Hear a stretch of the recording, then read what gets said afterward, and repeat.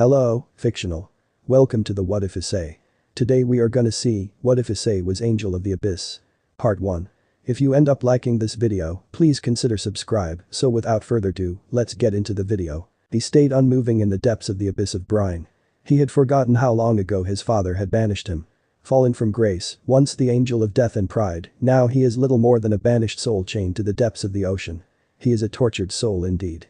Unfavored, unloved, unwanted, but still the faithful lamb. Oh, how much he wished that his father would take him back. He had repented for years, uncaring of the brine that filled his lungs. He prayed day and night, not that he knew when one started or ended. The holy leather holding his legs and hands had long been broken, and he could surely rise from this abyss, but he had no want, no desire. He would pay for what he did to anger his father. Even if he forgot this child, he would repent. As he stayed unmoving, he felt a pull that he had not felt in a long time. He desperately thought that his father had remembered him. He would do whatever his father asked, even if it meant more of this punishment. If only he could have the reward, see his face once again. He waited for the light to overcome him and pull him in front of his creator. He cried when the light just shuddered and fainted to a speck of light. He cried, holding the speck for a year till it pulsed.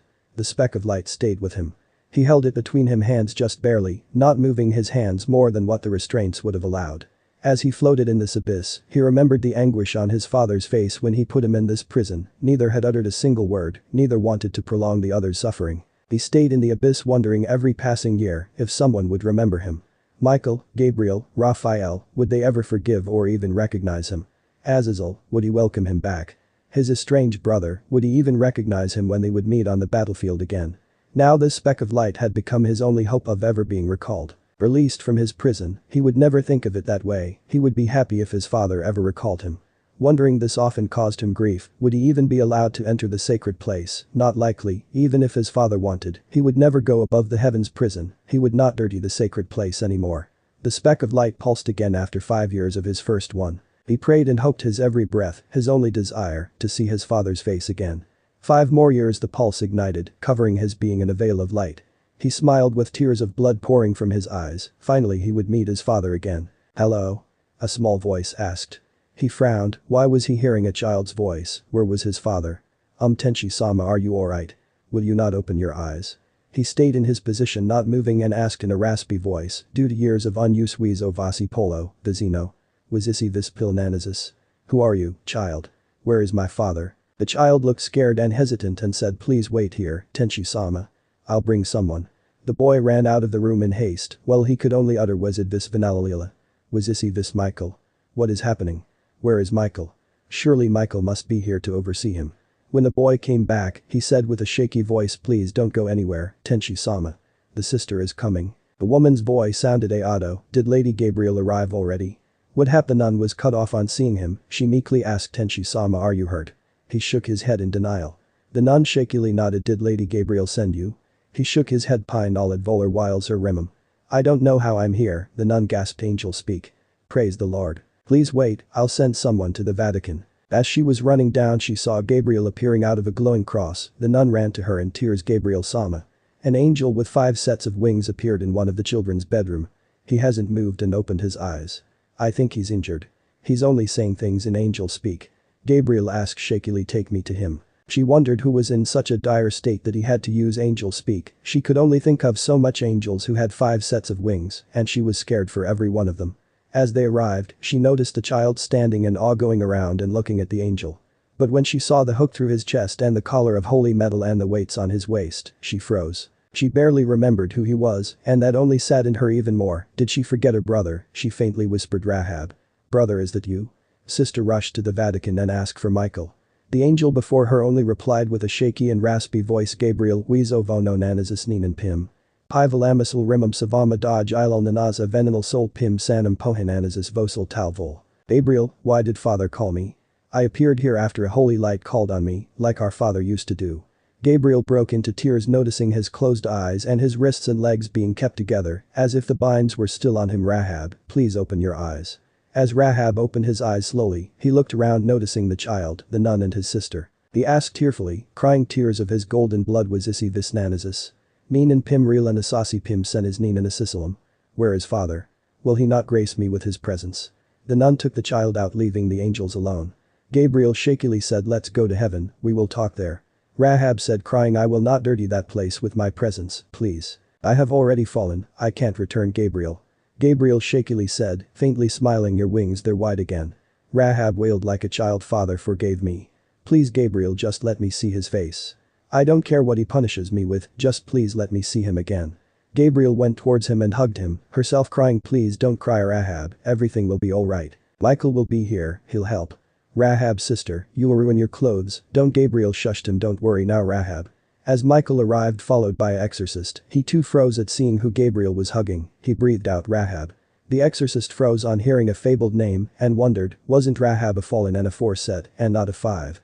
Rahab said, crying, Michael. Why won't Father come? Has he abandoned me? Dulio, the exorcist wondered what had happened to reduce a fabled angel of death to the mindset of a child, then he remembered that Rahab was sent to the brine abyss shortly after the dawn of the humans, did he not know about God? He winced as he put 2 and 2 together, then noticed the tears rolling down Michael's face. Dulio quickly said, I'll go outside. Michael spoke after Dulio left and he had locked the door. Rahab, there was a war. Rahab froze, don't tell me Father's injured. Michael winced and said just above a whisper, he died, sealing Terhixa. Rahab laughed flatly, you're joking, right? Michael, you didn't have a sense of humor, you don't have one now. Just tell me you're joking. Michael just lowered his head and Gabriel just cried in the hug. Rahab's sobs and eyes went dead and he said, getting out of the hug and pushing himself away with a faint head, I'm going back to my prison. This is all such a bad dream. Before the archangels could say anything he disappeared. Michael said silently, Father's seals on him broke long ago. He could have left whenever he wanted. Gabriel fell to her knees, he went back to that place. Dulio knocked on the door and said, boss, I think I found out what happened. The boy says his amulet glowed, he was praying for help. Michael picked up the amulet off the ground and studied it carefully and said, shocked, it's the key to the prisons. The boy's prayers must have brought Rahab here. Gabriel cried while looking at the blood tears of Rahab. Michael hugged her, let's go and bring our brother back. I'll call Azazel and tell him to come. Rahab will listen to him. In the mansion, somewhere on the countryside, a phone rang, a lady picked it up. This is Penemu. Sorry for disturbing, this is Michael, can I talk to Azazel? Penemu raised an eyebrow but gave the phone to her husband standing behind her. It's Michael. For you. Azazel took the phone, it's rare for you to call me. What's up? Michael sighed, it's Rahab. Azazel straightened up, what? Michael said lowly, a child had the prison's key. He prayed to it, putting the energy into it. Rahab appeared. Azazel asked worried, where is he now? Michael silently said, with Sarah back in his prison. Azazel's fuse blew, you bloody bastard, you sent him back, he's been locked up for God knows how long. And you bloody sent him back. Michael sighed, he returned. He asked where Father was again and again. When I told him, Azazel shouted, pray tell, why did you say anything? You should have brought him to me. I'd have told him myself. He's a fallen because of me, I should have been the one to tell him gradually. Michael kept silent for a while, deciding whether or not to say anything, but his goodness won and he said, his wings turned back white. He was my responsibility. Azazel didn't know he should jump in joy or weep in sadness. Michael said quietly, Gabriel and I are going to try and bring him back. We would like your help. Azazel said, irritated, now you ask. Me and Penemu will meet you, send us the coordinates. And he cut the call. Penemu raised an eyebrow, what was that? Azazel said with a steel glare at the phone, they found Rahab. Penemu's eyes widened, how is he? Back in his prison. Penemu scowled, that's why you, Azazel said as he received a message, he unfell. His wings are back to white. Penemu was caught off guard but smiled genuinely, that's very nice for him. We all know he came along because he wanted to follow you. Don't worry, he'll not stop being your friend. Azazel said sadly, I hope so. When Azazel and Penemu got to the field that the coordinates showed, Michael and Gabriel appeared. Michael's head was lowered, while Gabriel's cheeks were stained with her tears, while her dress had a few drops of Rahab's blood tears. Azazel scowled at Michael, where is the key? Michael gave it to him without a word. Azazel took it, while Penemu comforted Gabriel, fallen or not, Penemu didn't want her sensitive sister crying. Azazel poured some of his holy energy into it to test it, when it starts to unwind he put some more, causing a flash of light and dimming, to show Rahab with closed eyes and in the same position when he was imprisoned. Azazel started hesitantly, he had no idea how his friend would react. Rahab, it's Azazel and Penemu. Rahab said in a raspy voice, unsettling Azazel and Penemu. Azazel, Penemu. Where is Father? Penemu sighed, open your eyes, Rahab. Rahab opened his eyes, but on seeing Michael and Gabriel he recoiled, and seeing the telltale blood on Gabriel's dress set him off. He released a huge burst of energy around him, caused the land they were on to crater. Azazel approached him as if nothing was wrong and hugged him. Rahab, I'm sorry. But Father sacrificed himself for peace, so the war could end. Father and the devil's leaders, they all died. Rahab fell to the ground, with his hand and legs in a restrained position. He couldn't save himself. Azazel caught him and brought him close. Rahab truly was the youngest watcher and the most faithful to their father. That was the reason he willing gave up his dreams and surrendered before God. Rahab said with a labored breath, "Father and brother. Please Azazel, don't do this to me. I repented so I could see his face again. Please don't tell me he's gone already." Rahab clutched his chest. "My heart won't allow me to live. My existence is pointless now." Rahab collapsed in Azazel's arms as Gabriel rushed forward to heal Rahab's dying self. Michael grimaced. He hadn't personally seen angels react this badly. Most just made themselves fall. He hadn't seen one that started to die, just hearing of the news. When his condition stabilized and he opened his eyes again, he faintly whispered, "Why won't you let me die, Azazel, Gabriel? My life is worthless. I only lived for Father. I have no work in this world now." Azazel slapped him hard as Gabriel cried, "Don't you remember the promise we all made?" Rahab nodded slightly. We won't make Gabriel cry if we met off the battlefield." He separated his hands for the first time, every movement carefully done, and wiped Gabriel's tears and cupped her cheek. "I'm sorry, sister. It wasn't my intention. Please forgive me." Gabriel held his hand. "Please live, Rahab. I'll only forgive you then." Rahab smiled slightly. "I'll try, sister." Michael said, "Azazel, can we take him to heaven for his treatment?" Before Azazel could respond, Rahab denied, "I will not dirty the sacred place, Michael. The heavens prison is as far as I am willing to go." Azazel nodded. "If that is your wish, Rahab." As they were about to go, they all froze, feeling the power of the person that was approaching, as a little girl came before them. Azazel, Michael, Penemu and Gabriel froze. Azazel uttered, "Ouroboros dragon."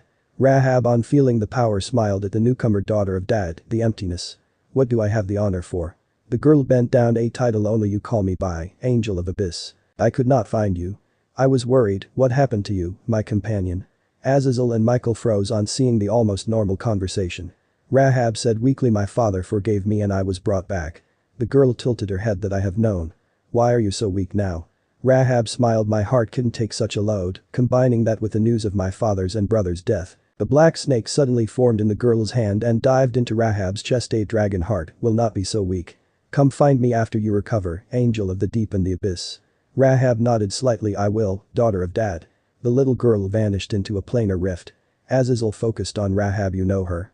Rahab lightly chuckled. "She visited me from time to time." Michael picked up his brother lightly and said, "I'll take you to the second heaven. But if the healers say you have to go even one level up, you listen." Rahab sighed on seeing Gabriel's requesting face. He nodded and said, looking at Azazel, "I'll try to meet you as soon as I'm free. I don't think a tainted angel like me should stay in heaven." Azazel smiled and nodded, with Penemu kissing Rahab's forehead with a silent prayer. As soon as Michael and Gabriel exited the portal in the prison level, the surrounding angels gathered. "Michael Sama, Gabriel Sama, why are you here?" Michael sighed, "Our brother isn't willing to go above this level. Could someone call the doctors?" Michael put Rahab down and said, "We need to remove the hook. Are you ready?" Rahab nodded slightly. Michael held the hook end and pulled it with relative ease. Surprisingly, Rahab didn't even feel it, and there was no blood, neither was there a hole. Everyone watching was surprised. One of the angels asked meekly, "Michael Sama, who is this?" Michael looked at who asked and said, "Oh, you are a bit young." Only the older ones would remember Rahab from the Watcher Council before they fell. One of the older ones created a light spear and said, "Wasn't he locked up in the abyss after he willing gave himself up?" Michael nodded. "Father's seals have already faded away a long time ago. He was waiting for Father to call on him, so he didn't escape. The child having his key summoned him with his prayers, so when we told him Father hadn't called him, he went back himself before we could explain anything." The older angel nodded reveringly. "I see." Michael nodded and said, "Rahab, could you show them your wings?" Rahab obliged, opening 5 sets of wings, with the top set having a blue infinity sign now. The older person gasped and fell back. As the younger ones looked curiously, he said he unfell. And he gained 1 more set of wings. As there were several gasps, the doctors arrived. Rahab was nervously walking through the open field with the daughter of Dad, where Azazel said he would meet him. Rahab had been crushed by the truth and was in a way trackless. At least he had the company of the dragon. The angels had told him that the dragon god had remade his heart like the ones of a dragon, and he would slowly but surely transform into one himself. He didn't really care. Seeing the tree of life in the year of stay had broken him down again, but he was building himself up slowly. He went back to his prison as a cherub now to find the daughter of Dad, and there she was waiting for him. She said she would accompany him for some time, as Rahab was a quiet person and one of the very few that didn't irritate her. He accepted, as there was no one to accompany him other than her. As he walked ahead carrying her on his back, the dragon god asked, "Why are you troubled, my companion?" He sighed, "I'm lost without my father. I do not know what to do." The girl nodded. Your father is dead, it is sad. I will be by your side till you sort this out, my companion. Rahab nodded. I thank you, daughter of dad. The girl patted down on his wavy bluish-white hair. You are welcome, angel of abyss. He hesitantly asked. You made me your child when you let that snake into me. Why? The girl patted his head. I know. I didn't want my angel to die. Rahab blushed a bit. I see. When they reached the coordinates, he saw Azazel standing with one of the original watchers, Barakiel. Barakiel was on guard. Azazel didn't really inform him who they were going to meet, he was just pulled into this by Azazel like usual. As the man with the little girl on his shoulder approached him, the little girl dropped down, and Azazel got him in a hug. Rahab, glad you came. You remember Barakiel? Barakiel froze. Was this real? The man with shoulder-cut bluish-white wavy hair said meekly. Brother, a long time. Barakiel hugged Rahab like there was no tomorrow. You idiot. We have been trying to find you for years and you just show up out of nowhere. Rahab rubbed his head. Well, it was nowhere. Abyss, I mean. Barakiel hit his head. Idiot, you had us all worried. Where were you? He rubbed his head in embarrassment. Well, in heaven, I am unfell. Yeah, that's the term we're using for now, and showed his 10 white wings and his recently discovered red halo. Barakiel froze on seeing this and hugged him again. It's a good reward for your torment. I'm so happy for you. As they went through the portal that Azazel opened, the girl waved a goodbye and left in her own. Rahab followed after Azazel and Barakiel into what appeared to be a meeting room. There he was greeted by Sahariel, Tamiel, Penemu, Armrose and Shemhazai. Azazel made him sit in a seat and said, well, we can finally end our search for Rahab. As the ones who didn't know were shocked and then looked at Rahab in delight. As there were cheers going around, Shemhazai asked, so this is why you weren't worried about who unfell. It's one of our own. Rahab rubbed his neck. You could say that, brother. And also because I've already told Michael that I'd prefer to not fight anyone. Armrose chuckled. A bold thing to say for one who was once an angel of death. You haven't gotten weak, have you? Rahab chuckled. Oh no. I'm good. I became a cherub like you all. I don't exactly know how. Armrose whistled. That's nice. Penemu asked, so what are your plans? Rahab was hesitant. Well, I'll be going to the Vatican to meet the Pope. And then to find the boy who summoned me. The least I can do is to at least make his prayers come true. As the others nodded. Tamiel asked, and what about the devils? Have you encountered them yet? He shook his head. No, not really.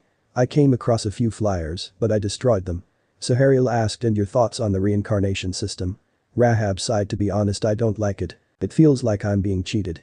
Azrael is sealed, so every reincarnation goes to my head and it's more irritating if I focus on it. But I understand why it's necessary, so I'll not say anything. Sahariel chuckled. Didn't peg you to be this open-minded. Rahab chuckled. Oh, I'm not.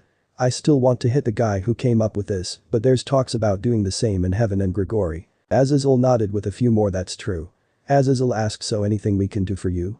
Rahab sighed. I feel stupid asking for this, but I'd like peace to continue. That was what father died for. And if it isn't much trouble, I'd actually leave it. Shemhazai asked Rahab, you can share things with us. Don't hesitate. Rahab dryly chuckled. I wanted to meet brother's wife, guess that's idiotic even for me. As the others sighed, Azazel patted his back. I'll see what I can do. Shemhazai looked at him in surprise. Azazel, that's foolish. Azazel nodded. Yeah, I know, it's my way of atonement. Rahab hugged him. Thank you, brother. Azazel patted him. Don't worry about it, kid. Rahab looked at his watch as it chimed. Oh, I have to leave. I'll try to visit some other time. As they all said goodbyes and hugged, Rahab said a final goodbye and scattered into feathers to appear at the Vatican. Azazel and Sahariel whistled. He never did tell us how he teleported. As Rahab appeared at the Vatican, he slowly climbed up the steps until he was stopped by the exorcist guard's halt. Who goes there? Rahab chuckled as the guard surrounded him and released his red halo. Sorry, I forgot to let out my halo. Exorcist lowered their weapons and bowed. We apologize, Tenshi-sama. Rahab lightly chuckled. Oh, no worries. I'm still not used to having it released. Adam and Eve didn't seem to mind. As the exorcist's eyes widened, they hesitantly asked, may we ask of your business today? Rahab rubbed his neck. Well, here to meet the Pope. Exorcist shook a bit scared and the leader said, I'll take you to him. As they reached the Pope's office, the exorcist knocked. Sir, an angel is here to meet you. As the long doors were opened, the old man could be seen sitting on the desk. The Pope got up. Tenshi-sama, welcome. Rahab sensed a pang of hatred mixed with jealousy and pride, but kept quiet. He didn't want to antagonize the first person he saw. After a few nonsense comments, the Pope asked, who do you follow? Rahab narrowed his eyes. So this is what was going on in this corrupt institution, my father and no one else. Now I'll be leaving. As he left the room and was walking out of the main hall, he felt 4 exorcists surround him. He uttered, so this is how it is. The exorcists lowered their heads. We're sorry, Tenshi-sama. But we have to follow orders. Rahab sighed. I'll try to find you if you make it to heaven. Rahab created a scythe with a light blade and said you shouldn't try to attack a previous angel of death. He spun his scythe and cut the four at their waists, resulting in them bleeding out in seconds. He then went back up to the Pope's office to find Dulio. Dulio bowed, but Rahab asked him, who do you serve, Dulio? The church or my father? Dulio straightened up, God and Michael Sama. Rahab nodded. Then could you record a video when I go inside? Dulio nodded, not fully getting it. The Pope was startled when Rahab entered unharmed. Nice welcoming committee. The Pope stuttered, they should have easily killed you. Dulio's eyes widened at what he recorded. Rahab continued, you never asked me my name, right? It's Rahab, a former angel of death and the current angel of abyss and deep. And you've just angered the abyss. Hatred, jealousy and pride plague you. As Father's servant, I will be the one to put you down. He then generated a light spear in his hand as the Pope pleaded, don't, I've done nothing wrong, you angels should always have been under our foot, you don't. As soon as the spear went through him he dropped lifeless. Rahab looked at a shaken Dulio and said, send that to Michael and me. Dulio dumbly nodded and sent the video to both. On getting it, Rahab nodded, farewell Dulio, do get the bodies in the Great Hole removed before someone freaks out. I'll be going to a nearby church. As Dulio rushed to the Great Hall after locking the doors, Rahab walked out slowly following the instructions that Gabriel had given him. When he reached the church at the edge of the Vatican walls, he knocked, and sure enough the nun who was there the first time opened the door fully to when she noticed a man outside. We weren't expecting any visitors today, have you come to pray? Rahab said politely, Gabriel sent me to deliver the food, she was worried you'd be running out. The nun bowed, thank you, Tenshi-sama. Rahab smiled, oh no worries, I should put this inside. The nun led him to the communal kitchen and he put the food on the table. The nun bowed, thank you again. Rahab smiled, it's no problem, actually I also came to see the boy who lives here, he tall and a bit hyper. The nun smiled, Ayato. He seems to be attracting angels. Just last year, he summoned an angel by his prayers. Rahab chuckled, that was me actually. Sorry I scared you before. The nun froze, but nodded, are you alright now? Rahab smiled, don't worry, I'm fine. I was lost for years. I owe it to the child for helping me. When they reached a room, the child was playing with a stick as a sword. She gained his attention by saying, Ayato, a Tenshi-sama is here to meet you. Ayato put his stick down and bowed, honor Tenshi-sama. He kneeled down to Ayato's height, such purity he sensed from the boy, regular prayers, and wishing for everyone to get along. Rahab ruffled his hair, hello child, I believe this is yours. He put the amulet in Ayato's hand and saw him brightening up, sister look, I got my mother's amulet again. Rahab chuckled at his excitement and asked as he calmed down, you remember me? Ayato thought for a bit and as it clicked he jumped, it's you. I succeed in summoning you. You're the angel of deep, Rahab. The nun frowned, that's not how we address Tenshi-sama, Ayato. Rahab chuckled, it's fine, sister. He's just a child, an excited one. Rahab looked at Ayato who was staring with stars in his eyes, so, why were you calling on me, child? Ayato blushed and said, well this amulet had been in my mother's family, they said it was bestowed upon us by the gods, cause we have worshipped you closely after the god, we were sailors. Rahab nodded, I see. Continue. The boy shied, well my father's family had a sword returned to us every 2 generations, and this time it was me. So I thought I could put the magic of the sword into the amulet with my prayers and maybe finish my mother's family dream of bringing you back. As the nun was scared on hearing about magic, Rahab calmed her down with a soothing smile and asked, could you show me this sword? The boy was hesitant but nodded and kneeled after moving back. Oh the kingdom of Camelot, grant me your strength, for I have to protect those I hold dear, let me borrow your strength and slay those who mean harm to the innocent. Let me cleanse the sins of the original by honor and peace. Sword of Martyred. As a rip opened in the ground spraying water and a hilt came out, he pulled it and held it with 2 hands. Rahab, noticing the holy energy, had to put up a barrier to protect the nun. Ayato kneeled and held the sword for Rahab to see. Rahab looked at it and nodded for him to put it back. The nun asked shakily, what was that, Tenshi-sama? Rahab smiled, a holy sword. One of which we thought were lost, it's a huge coincidence that it was in my domain. The nun brightened up and hugged the boy, see I told you, you'd be acknowledged. Ayato smiled and nodded. Rahab asked, so Ayato, why do you want to be acknowledged? Ayato looked down with turmoil, when I was 5 my brother murdered my father, my mother died shortly after. I want to get stronger so I could ask why he did what he did, nothing else, just ask him that.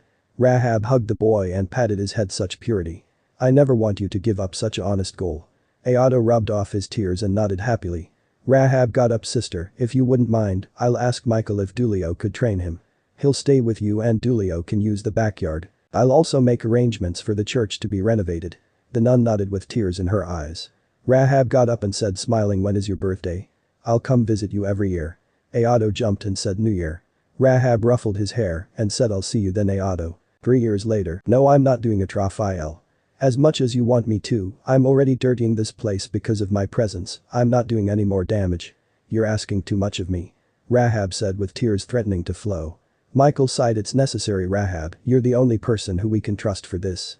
Gabriel will break down if she does this. Raphael nodded. As much as Gabriel is requesting herself to be the one for you, we can't. She'll suffer if she does. You were once an angel of death, you know how to ignore useless thoughts. Rahab shook his head. Why not you or Metatron or one of the seraphims? Why me? Metatron replied, because we can't judge a person like you. You killed the Pope, and you were correct to do, or else many of us would have suffered. Rahab shouted with tears running down his cheek. That still doesn't give you the right to ask this of me. Gabriel patted him to calm him down. It'll be alright, brother. Michael sighed with a lowered head. You're the only unfell. If we add your experience to the system, it'll function properly. If we don't, it could mean the end of us all. Rahab put his head on the table. Please, Michael, don't say that, just give me some time. Raphael, Metatron. Michael got up, followed by Gabriel after a hug. Raphael said, opening the door, we'll expect your answer by tomorrow when we give you the Brave Saints cards. Rahab just motioned them to go. Raphael sighed and got out with the rest. Gabriel asked, saddened by the brother's condition, is it the only way? Metatron nodded sadly. The tablet confirmed only a warrior angel, with the help of an angel related to death, can do it properly. Raphael nodded. We should inform the Devil Kings, so to not get a wrong response. Rahab sighed and willed himself back to his old prison. He prayed like he usually did. After an hour or so, the dragon god arrived floating in the brine abyss. My angel, what happened to you? He sadly said, daughter of dad. My siblings want me to use myself to renew the god system. How can I dirty such a sacred place with my presence? Office patted his head. In the end you'll be helping your father, will you not? Rahab nodded yes, but. Dottie was silenced by Office with a finger to his lips. Would your father forgive you if you don't do it? Rahab lowered his head. No. Office said, patting his head. Wouldn't the child you care about die if you don't do it? Rahab stayed his head. Yes. Office asked, so shouldn't you do it? Rahab nodded. Yes, I should. It is my duty. Office ran her fingers through his hair in affection. Sleep now, little angel. I'm sure you'll be fine. A few blood tears left Rahab's eyes as he closed them. I'm sorry for troubling you for such petty things, daughter of dad. Office patted him affectionately as he drifted into sleep. It's no problem, my angel. My son. In the morning he woke up in his brine abyss. When Office poked his cheek, he asked silently, is it time? Office nodded as she teleported him to his room on the second heaven. Take care, my angel. Rahab nodded with a slight smile. Take care of yourself, daughter of dad. When he reached his room he took a bath to remove the smell of brine from himself and wore his long-forgotten armor, still in the same condition he had last seen it. He wore it with a heavy heart and opened the door to find Gabriel about to knock. Gabriel, on looking at him, gave a small sad smile. It fits you like the last time you wore it. He nodded. I'm sorry, sister. You had to volunteer yourself in my stead. Gabriel smiled sadly, realizing he had agreed. I had to do something for my younger brother. Rahab hugged her, which she wholeheartedly returned. They walked to the stairs of the fifth heaven, where he stopped. Forgive me, Father, for I am about to contaminate your holy place. Gabriel looked sadly as she led him upwards. As they reached the entrance of Zebulur, the sixth heaven, he kneeled before the gathered seraph with a lowered head. Michael, Raphael, Uriel, Metatron, Sandalphon, Rigel, Sariel, Remiel and Raziel. Uriel sighed, still a stickler for rules. Rahab. Rahab calmly said, it is my duty to bow to you, great seraphs. Michael sighed and said, look up, brother. Follow us. As they lead him to the seventh heaven he hesitated for a second, then steeled himself. He walked behind Gabriel as the rest took their positions. Michael said, stand on the pedestal, we'll start the ritual for giving you control of the prayer system. I will have the control of the deployment system, so channel the prayers you need addressed to me. Rahab nodded after he went up the steps. The seraphs chanted for hours on end as the prayers of the souls on the earth began to fill Rahab's mind. He cried tears for blood for those he was too late to save and laughed for those who reached their goals while having the faith. He felt grief for all those who died because miracles didn't happen and smiled for every new life he witnessed. He felt sad when he saw the war in which people fought like savages and felt happy for every life that was saved due to ingenuity brought on by peace. He heard his own prayers that he used to do when he was forgotten and his prayers he did after he was found. When the ritual was over he fell to the ground, his wings covering him like a dome. The seraphs witnessed his old wings sprouting patches of golden feathers much like Michael. As the seraphs stayed and watched, they saw the wings turn golden and the infinity mark of the Ouroboros dragon becoming silver. The wings unfurled, raising Rahab to his feet. He waited for several minutes in complete silence, then suddenly a burst of energy went through the dimension. The angels felt like their wings were rejuvenated, the fallen felt the impulse of power wash over them, and the devils felt the dread then sudden tranquility. The Mother Nature was quiet as if looking towards the heavens in reverence, then everything resumed. Rahab let his wings stay, not wanting to walk on his wobbly feet. He floated in front of Gabriel, whose tears were not controllable. Now, sister. Don't cry. You'll make me feel bad. Gabriel wiped away her tears with a smile. The system's working almost completely now. Michael and the other seraphs nodded. Raphael put forth a box in front of Rahab. Your brave saints. Rahab picked them up to find a set of heart cards. He picked them up and channeled his holy energy into it, which led them to glow. He looked at Michael, then sent prayers for help to him that were almost equal to the number of angels available, and uttered, Michael, send everyone we have, let's make this a day of miracles. As Michael nodded and every seraph instinctively opened a portal, Rahab disappeared in a flash of silver light as opposed to Michael's gold, leaving behind a few golden feathers. When he opened his eyes, he had teleported to an abandoned church. His eyes narrowed on sensing evil intent of humans and fallen angels, and a few devils approaching. He teleported inside to see a group of priests and a fallen angel standing on an altar where a girl was tied to a cross. As 3 kids entered, she shouted, welcome devils. The boy with a red gauntlet screamed, Issei. The girl tied to the altar cries as she says, Isan. The boy says loudly so that the girl could hear, I've come to save you. Rahab looked surprised. This was new to him. He didn't expect one of the devils to save a church girl ever. He chuckled to himself, forbidden love. As Asia suddenly screamed, he heard a sound he desperately wanted to forget, the soul of a human soul tearing. As raw fury overcame him, his control over his aura left, giving the full blast to the people below him. Several holy light spears formed and rained down on the priests, killing them. The fallen angel appeared shaken and no cherub. Rahab looked into her eyes and caught sight of the part of the girl's soul that was in her hands. The fluid her suddenly crushing her windpipe and caught the rings that fell out of her hands, with her body being dragged to the boy's feet due to the momentum. Rahab untied Asia and caught her lifeless body and put it on the altar where the boy came running, but his companions stayed away in fear of the 10-winged angel in front of them. As the boy hugged the girl's lifeless body, Rahab sadly asked, do you care for her this much? When the boy nodded, crying, she was a good girl. She was a kind girl who would heal anyone injured. Why did she have to die? Rahab cupped his cheek and wiped his tears back up a bit. Child, I'm reviving her. The boy looked at him in hope. Will you? Rahab nodded, taking out his cards and searched through it. When the 2 of hearts glowed, he put it on Asia's chest after putting the rings on her fingers. In the name of the Creator, I, Rahab, the angel of deep and abyss, the son of the Creator and son of the daughter of Dad, call upon your soul to serve as the angel of our Lord. As a bright light engulfed Asia, which floated her off the altar, a set of radiant white wings erupted from her back and a halo formed on her head, along with a 2 of hearts tattoo on her hand. Rahab caught her and laid her down. As she opened her eyes, the boy jumped and hugged her, crying, Asia. You're alive. The girl hugged her back. Isan, you came. How am I alive? The boy got out of the hug and pointed at the angel, who looked at them smiling. I heard your prayers, dear child. Asia stuttered, but I was excommunicated. Rahab patted her head. It doesn't matter to father, my child. A loud voice from behind them said, Issei, get away from him. Rahab looked behind them to see a tall girl with crimson red hair. His eyes softened to see the fear she had for the boy. Who are you children? Noticing 4 people standing in the doorway, the girl said with some confidence, Ria's Gremory, heir of one of the 72 pillars of the Underworld. Rahab nodded. I see. May I ask if you took care of the fallen angels above? Ria's nodded stiffly. He turned back to Asia, who was praying again. He smiled and blessed her and asked Asia, shall we go? As I have reincarnated you, you will need to visit heaven once. Asia meekly asked, will I be able to see Isan? He cupped his hands on her face and nodded. I don't have any problem with it. Love isn't forbidden, child, only lust is. I would be sorrowful if you fell. Asia nodded happily. He helped Asia stand up properly, then picked her up, then said, looking at the Gremory heir, I thank you for your service to help save a maiden. I'll pass the word on. He floated off the ground and then disappeared in a silver flash, dropping a few golden feathers, resulting in the girl and her group sweating in nervousness and dread due to what happened. Back in heaven, when he arrived, he found only a few angels had returned and a few were wounded. His eyes softened, seeing the happy faces of even the hurt angels. He asked the nearest angel, are you alright, brother? The angel smiled and said, no problems, Lord Rahab. He smiled, just Rahab is fine. He looked where Asia was and saw she had rushed to heal the angel who was bleeding, truly a kindred soul. He waited for everyone to arrive. When the doctors arrived, he went to Asia, who was barely standing, and said, the doctors are here, any more and you'd faint. Asia. Asia showed a determined face and said, not till I heal everyone I can tend Sama. But despite of her words, she fainted after a while while healing an older angel, who chuckled, Rahab, she reminds me of our little Gabriel. Rahab smiled with Asia in her arms. They're the same. Such purity is rare to see.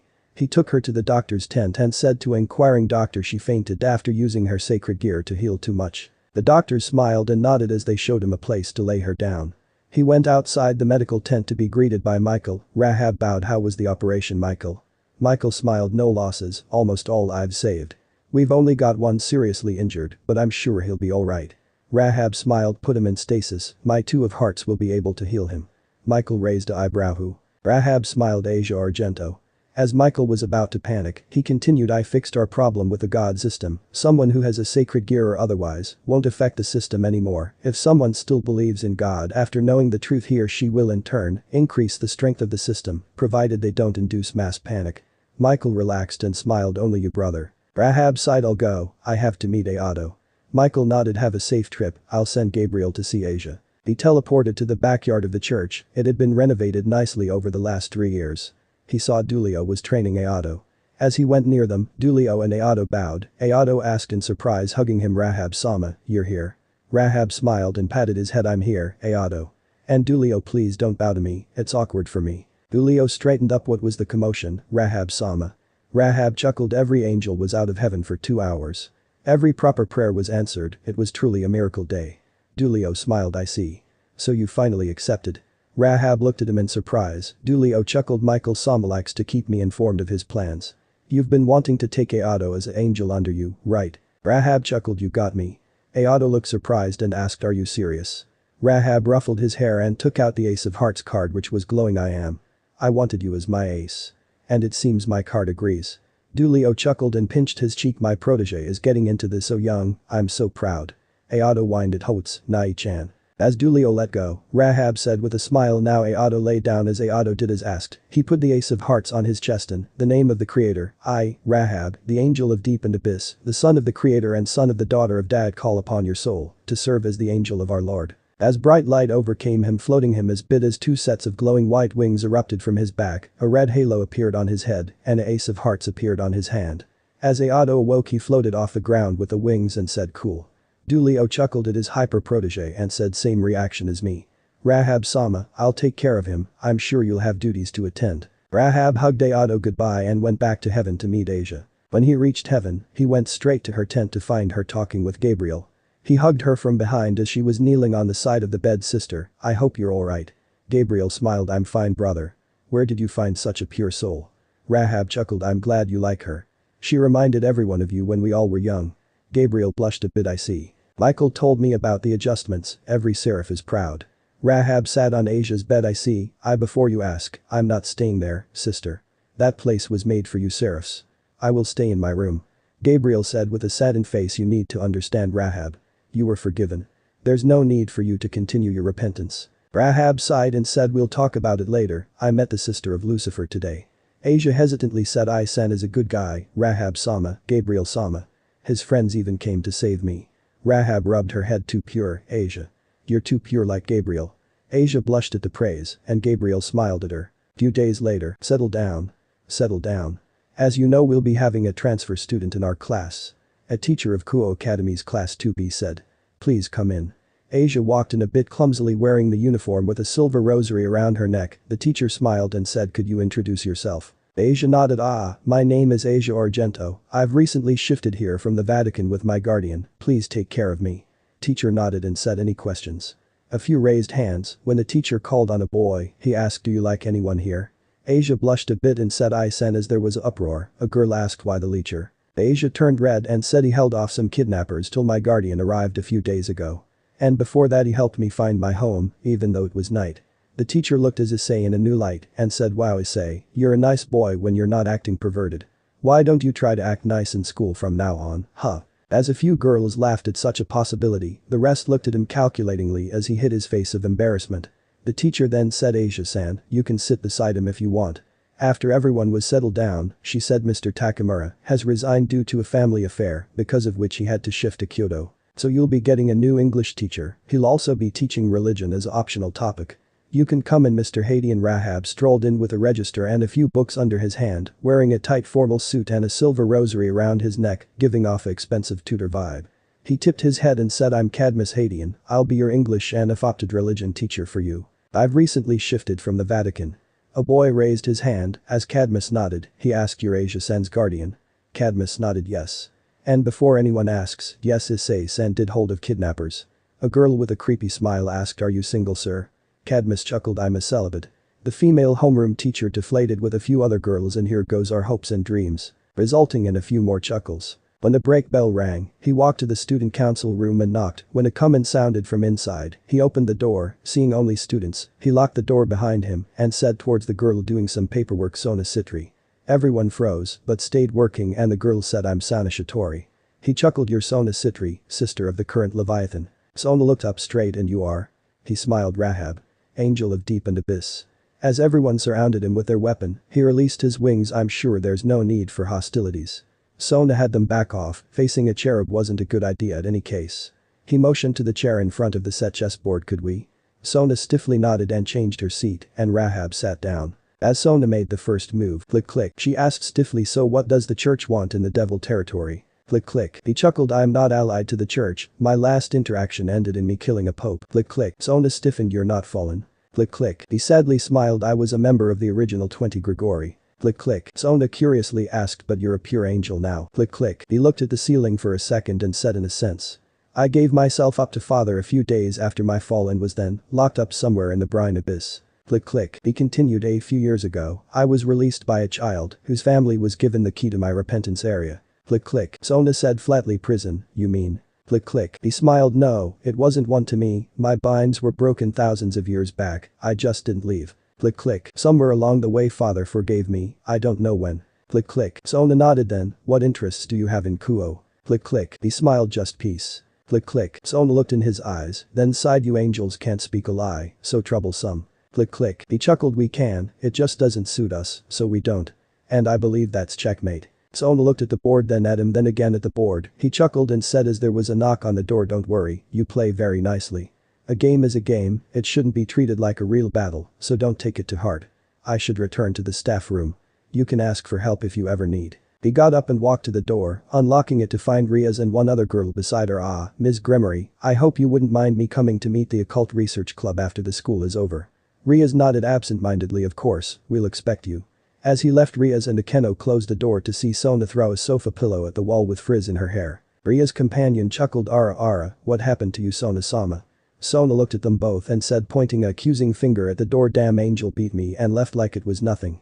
I will strangle that son of a. The vice president of the council interrupted her, trying to strangle a cherub is not good for your health, Sona-sama. Nor is it good for anyone in your general area. Riaz laughed, wait, Sona actually lost. I've got to tell my brother. Sona pointed a finger at her face in anger, there's a freaking angel roaming in this school, and that's what you get from it. Riaz's companion said, giggling, Ara, is it a one with a red halo? When Sona nodded, what is it, Akeno? Akeno smiled, it's the same angel that saved the nun who was attacked 2 days ago. That means Asia will be there too at the meeting. Riaz chuckled, but I can't believe you lost. Which led to her earning a pillow to the face. After the school was over, Asia came to the staff room. Father. Can we meet them? Rahab nodded, I'll meet you downstairs. As he was packing his bags, the teacher on the adjacent desk said, such a polite child you have, Mr. Hyoudou. Rahab smiled, it's not really my influence. She used to help the nuns in the church, so she's naturally like this. Nodding a farewell, he left the staff room with his bag and went downstairs to see Asia waiting for him. He waved her over and started walking towards the old building. When they reached the building, they knocked the knocker, and after waiting a bit, a boy with blonde hair and a thin stature opened the door. Noticing who it was, he opened the door, please come in. Rahab noticed a slight tenseness in his voice along with contempt. He shook his head and cleared his mind and followed the boy. When they reached the intended room, he knocked on the door. When a comment sounded, they entered the room. They saw a tense Riaz with a dreadful atmosphere in the room, with a silver-haired maid standing attentively. Please come in, Cherub Dono. Rahab tilted his head in confusion, then it clicked. He silently asked Lilith. It that you? The maid stiffened and said, I'm Graphia Lucifuge, the queen of Surzich's Lucifer. Rahab smiled, I see. Sorry that I mistook you for someone else. Graphia just nodded, then asked, what does the church want in Kuoh? Rahab sighed, I'm not allied to the church, only to my father. My interaction with the Pope caused his demise. And please, it's Rahab. On hearing the name, Graphia unconsciously let out her power. Rahab. You're the fallen angel who was locked in the abyss, and the one Grigori has been searching for millennia. Rahab released his wings, yes, but currently the only unfell angel in existence. Graphia's stayed her powers, then controlled them, and also the one who has been asking for a meeting with Lady Lilith for years. And being denied for the same countless times by the council. Rahab chuckled, embarrassed, yes, the same. Graphia nodded and said sorry we got off topic, now may I ask why you're here? Rahab nodded I have an inclination to peace. But also I have not seen devils other than my fallen brother and the first few that he created, so you must understand, for me to understand devils, I had to see for myself. And considering Kuoh has been a devil territory but is still unprotected, I sought myself to come here. Graphia asked fearing the answer unprotected. Rahab seemed surprised did you not know of the rogue fallen angels that attacked here? They killed the boy, Issei who was reincarnated by Ms. Gremory. And also succeeded in extracting a sacred gear from Asia here, I reincarnated her. Also there was the troubling presence of a dangerous rouge exorcist. Freed cells in Graphia's eyes widened, then narrowed at Ria's who was sinking in her seat. Graphia nodded thank you for your help, on behalf of Surziches. Rahab smiled it's not a problem, I should be thanking Issei and his friends that they tried to storm the church to save the Holy Maiden. Graphia's face darkened a bit, but she bowed I see, I'll pass the word on, to the foremass. Rahab smiled and nodded and asked a bit shyly bowing a bit could you ask for audience with her once again? I know it's foolish of me, but please. Graphia just nodded sharply and teleported using a magic circle. The Underworld. Graphia teleported just outside the Mao's conference room and went in through a separate entrance a few doors over. Inside there were 4 people sitting around a semicircular table, looking at what seemed to be a holographic screen. Graphia went behind the man with shoulder-length crimson-red hair and blue-green eyes wearing a ornate armor and spoke into his ear could we have some privacy in this room Surziches-sama? I have important information that has to be relayed to the mass. Surziches nodded and said to the person in the hologram I'm sorry to cut this meeting short but the mass needs some privacy. The man nodded and bowed before the screen was turned off. A girl sitting next to Surziches, who looked like she was in her late teens with black hair and a ponytail and wearing a sharp suit, asked in a cheerful voice what happened, Graphia-chan. A man with slicked back green hair and light blue eyes with a mysterious aura asked this is quite unusual for you to interrupt such meetings, Graphia-san. Graphia said emotionlessly Lady Leviathan, Lord Beelzebub, I be answering your question as soon as Lord Asmodeus awakes. Beelzebub sighed and hit the man sleeping on the desk next to him Falbium wake up. The man groaned just a few more minutes, Ajuka. I'm sure Serafo can handle whatever it is. The girl giggled as Ajuka hit Falbium again, before they properly sat up. Surziches nodded and asked politely now Graphia, if you would. Graphia went forward in front of the mass and said Ria-sama had called me to Kuoh Academy as there was an angel in the school as a teacher. Serafo stood up and practically demanded is Sona alright? Graphia sighed and nodded Sona-sama is in good health and Ria-sama is fine, for now. Surziches asked hesitantly for now. Graphia face went deathly calm it seems your dear sister stormed a church Surziches-sama. Surziches face went pale as Falbium's face hardened, who asked when was this? Graphia remained calm under the gaze of the military commander a few days back, on the night of miracles, as the humans are calling it. Falbium asked again this time sharper and no sleep plaguing him the night when the god system was rebooted with the unfell angel, and the same night when the entirety of the pure angels were out on a miracle spree. Graphia just nodded. Falbium looked at Surziches the girls will have to be summoned such a thing even if they didn't know about the situation, could have been disastrous. Surziches nodded sighing. Serafo asked and who is the angel? Graphia, sighed the unfell angel, Rahab. Ajuka's eyes widened as the others looked in interest. He said he wanted to see the devils as the only ones he saw were the original Lord Lucifer and the first ones to be created. As for his reasons for choosing Kuoh, he said that the area was devil territory but was unprotected. Also he identified himself as the last pope's killer. Surziches, Falbium and Serafo nodded in thought. Ajuka on the other hand shivered at his own thoughts. Serafo who noticed asked Ajuka-chan, what is it? As the others looked at him he sighed he may very well kill me if we meet in the future. Surziches raised an eyebrow why is that? Ajuka sighed the evil pieces work the way they do because Azrael, the angel of death was sealed. And I know for a fact that Rahab was once an angel of death, he may very well forcefully disable each and every one. As the others looked in horror about the consequence of such a thing, they felt a shiver run up their spine. Graphia said calmly I may know of a way we could request him to not do that. Falbium asked interested and what is that? Graphia said stiffly let him meet with Lady Lilith. He has been requesting for audience with her for a few years. Falbium nodded I agree. Ajuka and Serafo looked shocked at the quick decision. Serafo said I'm sure Ajuka can come up with a way. Falbium snorted with enough time, I'm sure nothing can stop him. But it's time that we don't have. Surziches nodded as much as I'm against it, I agree too. Ajuka grudgingly nodded I'll agree if I get to ask him some questions. Serafo nodded in the end with a pout. A week later, Graphia delivered a message to Riaz and waited for the angel to arrive in a currently empty occult research club. When he did arrive, he knocked and on Graphia's clear come in, he opened the door with excuse me. When he saw Graphia, he bowed a bit Miss Lucifuge. Is something the matter? Graphia bowed back. Your request has been accepted. Lord Lucifer and Lord Beelzebub will be overseeing. He bowed. I sincerely thank you for this. Graphia just nodded and told him the location. As Graphia opened a magic circle, he vanished in a flash of silver, leaving behind a few golden feathers after putting on his armor with a finger snap. When he reached, he saw two men waiting for him. Serziches introduced himself. It's a pleasure to meet you, Rahab Dono. I'm Serziches Lucifer. This is Ajuka Beelzebub. Ajuka nodded. Rahab bowed a bit. A pleasure. I guess it confirms it. Serziches asked. Confirms what? Rahab replied sadly that my fallen brother has perished. I was still somewhat unbelieving. Lucifer was crafty. I had some hope he'd have survived. Serziches nodded. I see. Ajuka began. Before we let you meet Lady Lilith, I have a question. When Rahab nodded, he asked, is there some reason you haven't stopped the evil pieces from functioning? Rahab smiled slightly. I have no intention of rendering them useless. They have become necessary for the devils to restore themselves. Though I'm a bit saddened by the fact that some people aren't given a choice if they want to be reincarnated or not. His eyes then darkened, and the embedded subjugation spell is something I'd rather not talk about. Ajuka just stiffly nodded as Serziches sighed in relief, then said, we'll escort you to the Lucifuge castle. Maids have been granted leave for today. Only her attendant is currently there. Rahab raised an eyebrow but nodded. On reaching the castle in the isolated part of the underworld by a magic circle that Ajuka created, Serziches motioned to the gate. Please go ahead. We aren't allowed entry due to obvious reasons. Rahab nodded and sighed. I see. Very well then, I'll tell the attendant to call you as soon as I'm done. I'm sure I've taken much of your time. The two masks exchanged a glance, then nodded, then opened up a magic circle and teleported away. Rahab sighed audibly, then went and knocked on the door. The door was opened by a middle-aged maid with brown hair wearing a maid costume. Her figure, while slim, did seem a bit unsteady. She said in a strict yet soft voice, you'll be the guest for today. Rahab could only nod before the maid opened the door wide and said, please follow me. Rahab obliged and followed her to an elevator where the maid pressed the 10th floor button. While they were in the elevator, Rahab hesitantly asked, is Lady Lilith in good health? The maid didn't turn, but said in a pained voice, you shall see, Angel Dono. Rahab nodded. As they reached the floor, Rahab was led to a closed door. The maid knocked. My lady, your visitor for today has come. A small voice from inside said, show them in, Belle. The maid, Belle, opened the door. Pardon me, my lady.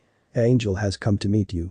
As Rahab entered, he saw the white hair that Lilith was known for and her expensive white embroidered gown, but before he could see her beauty, he saw the black shackles and the long chain that held her hands, allowing her some movement. Then he noticed her pale skin, even paler than he remembered, then the thin and unstable figure that she and the maid shared. He bowed on instinct and said, an honor to see you again, my lady. Lilith raised her eyebrow at the angel in front of her. Nobody ever had the respect that this angel was giving. She said bluntly, so what does that murderer's children want? Rahab looked at her sadly. He had expected as much. As he kept his head down, she said, come to gloat about it, have you? When he again held his tongue, she angrily said, Belle, show him out. I've got no interest in speaking with. She cut herself off with a volley of coughs. Rahab rushed forward and patted her back as he picked up a glass of water and helped Lilith drink it. As her coughs passed, she shoved Rahab back. First you kill my husband, then you come here to help me. Have you no decency? TCH. Angels, all the same. Rahab kneeled with his head down, not daring to look her in the eye.